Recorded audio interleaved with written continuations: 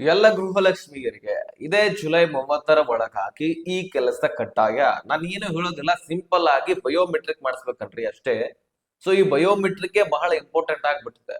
ಎಲ್ಲ ಮಹಿಳೆಯರು ಬೇಸತ್ ಹೋಗ್ಬಿಟ್ಟಿದ್ದಾರೆ. ಈಗಾಗಲೇ ಮಹಿಳಾ ಮತ್ತು ಮಕ್ಕಳ ಕಲ್ಯಾಣ ಇಲಾಖೆಯಲ್ಲಿ ಡಾಕ್ಯುಮೆಂಟ್ಸ್ ಕೊಟ್ರು. ನೆಕ್ಸ್ಟ್ ಅದಾದ ಬಳಿಕ ಅಂಗನವಾಡಿ ಕೇಂದ್ರಗಳಲ್ಲಿ ಕೊಡಿ ಅಂತ ಸರ್ಕಾರ ಹೇಳ್ಬಿಡ್ತು.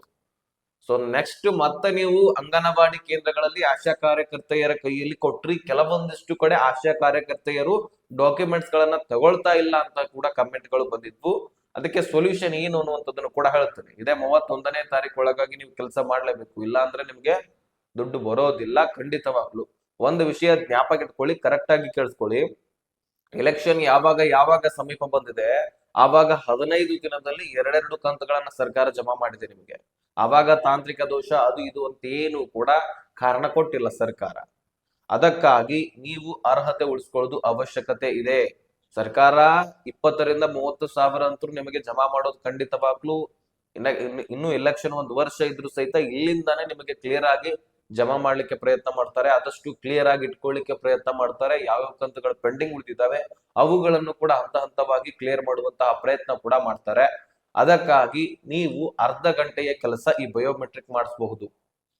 ನಾನು ಏನೇನಂತ ಎಲ್ಲವೂ ಕೂಡ ಹೇಳ್ತೀನಿ, ನೀವು ವಿಷಯವನ್ನ ಅರ್ಥ ಮಾಡ್ಕೊಳ್ಳಿ.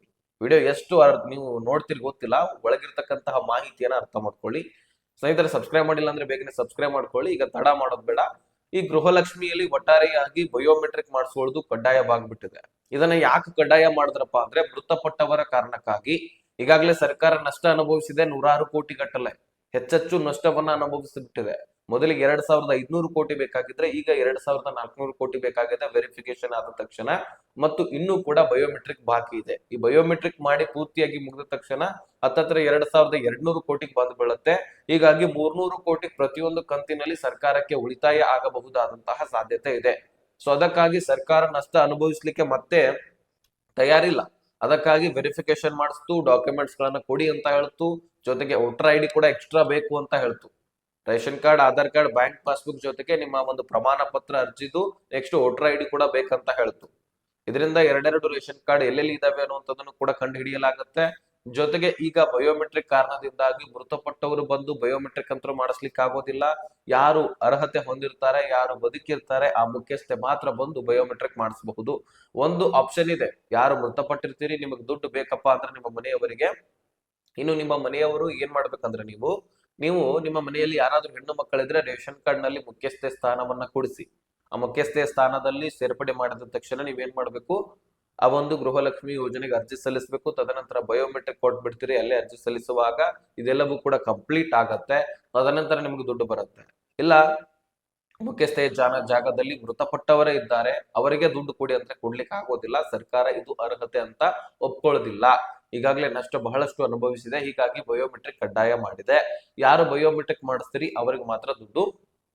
ಅದಕ್ಕಾಗಿ ಮೃತಪಟ್ಟವರನ್ನ ತೆಗೆದಾಕುವಂತಹ ಕಾರಣಕ್ಕಾಗಿ ಈ ಬಯೋಮೆಟ್ರಿಕ್ ಕಡ್ಡಾಯ ಮಾಡಿದ್ದಾರೆ.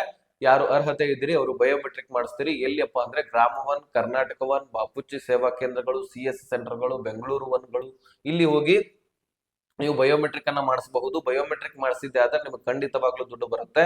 ಅದಕ್ಕೆ ನೀವು ಹಾಗೆ ಹೋಗುವಾಗಿಲ್ಲ, ಒಂದು ರೇಷನ್ ಕಾರ್ಡ್ ಅನ್ನ ತೆಗೆದುಕೊಳ್ಬೇಕು, ಜೊತೆಗೆ ಆಧಾರ್ ಕಾರ್ಡ್ ಅನ್ನ ತೆಗೆದುಕೊಳ್ಬೇಕು.